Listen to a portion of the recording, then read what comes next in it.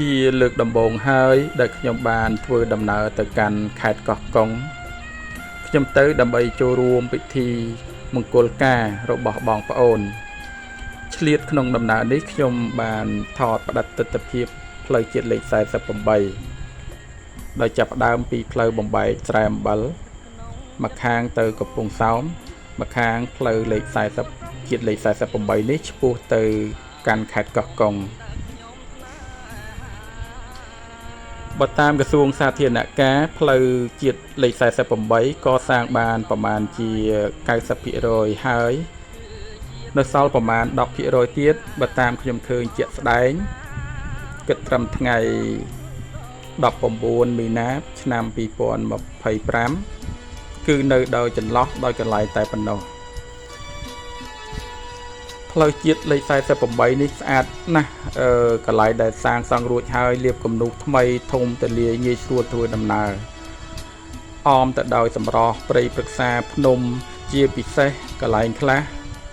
គឺចោះភ្នំគឺនៅចន្លោះជញ្ជាំងភ្នំតែម្ដងនៅតាមដងផ្លូវខ្ញុំបានឃើញទីតំបន់មួយចំនួនដែលធ្លាប់តែល្បីឈ្មោះទៅតាមបទចម្រៀងដូចជា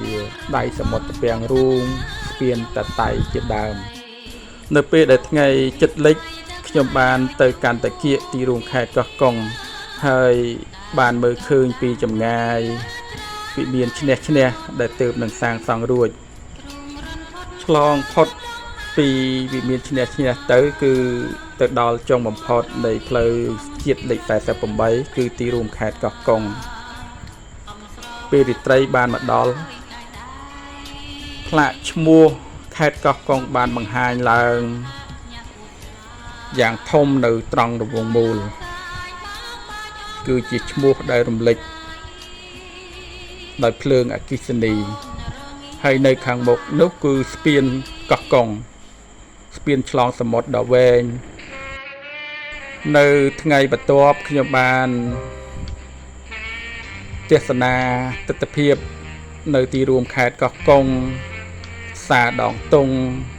មន្ទីរនានាសាលាខេត្តហើយនៅខាងមុខសាលាខេត្តនេះមានទីធ្លាធំដែលភ្ជាប់ទៅមាត់សមុទ្រទៅគល់ស្ពានកោះកុងទីកន្លែងដែលសាធារណជននិយមហាត់ប្រាណឬក៏ទៅអង្គុយលេងកម្សាន្តក្រៅពីនេះខ្ញុំបានទស្សនាភូមិឋានរបស់អ្នកភូមិបាក់ខ្លងហើយទៅដល់ខាងមុខសាលាឃុំបាក់ខ្លងកន្លែងដែលមានដសមុទ្រឆ្លងទៅត្រើយម្ខាងនៅទីនេះមានអូបតូចសម្រាប់ចម្លងអ្នកទេសចរទៅត្រើយម្ខាងនោះដែលគេហៅថាកោះកឆាង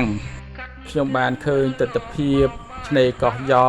ជារមណីយដ្ឋានមួយដែរនៅទីនោះគេរៀបចំមានរូបសំណាកក្តាមរូបអីជាដើម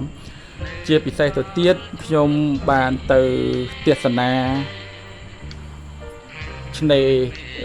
ផែនេសាទដ៏ធំគឺជាកន្លែងជាក់មណ្ឌលគុតផ្គង់ផលនេសាទទូទាំងប្រទេសមានត្រីមានក្តាមមានមឹកអីជាដើមហើយមានតម្លៃថោកណាស់អត់ដូចជានៅខេត្តផ្សេងឬក៏នៅទីក្រុងភ្នំពេញទេនៅពេលដែលយើងទិញយកមកធ្វើទទួលទានគឺមានរសជាតិផ្អែមឆ្ងាញ់ដោយសារថាស្រស់ទើបនឹងយកចេញពីសមុទ្រមកនៅពេលដែលធ្វើដំណើរត្រឡប់មកភ្នំពេញវិញខ្ញុំបានចូលលេងចម្ការដំណាំហូបផ្លែរបស់បងប្អូននៅតំបន់តាពាំងរូងទីនោះមានដើមទុរេនមានមង្ឃុតមានសាវម៉ាវអីជាដើមក៏គឺសម្រាប់ខ្ញុំដែលបានទៅដល់ខេត្តកោះកុងជាលើកដំបូងខ្ញុំចាត់ទុកថាដូចជាឋានសួគ៌ឬក៏ដូចជាគំនូដោយសារថាពោពេញទៅដោយធម្មជាតិស្អាតគ្មានចន្លោះមានជាជួរភ្នំមានជាដៃសមុទ្រមានជាសមុទ្រធម្មជាតិនានាស្រស់បំព្រងតែម្ដងហើយខ្ញុំគិតថាប្រហែលជាគ្មានទីណាស្អាតដូចជាកោះកុងនោះទេ បន្ទាប់ពីបានទៅជាលើកដំបូងខ្ញុំក៏នឹកសម័យថាចង់ត្រឡប់ទៅលេងកោះកុងជាថ្មីម្ដងទៀតនាពេលណាមួយ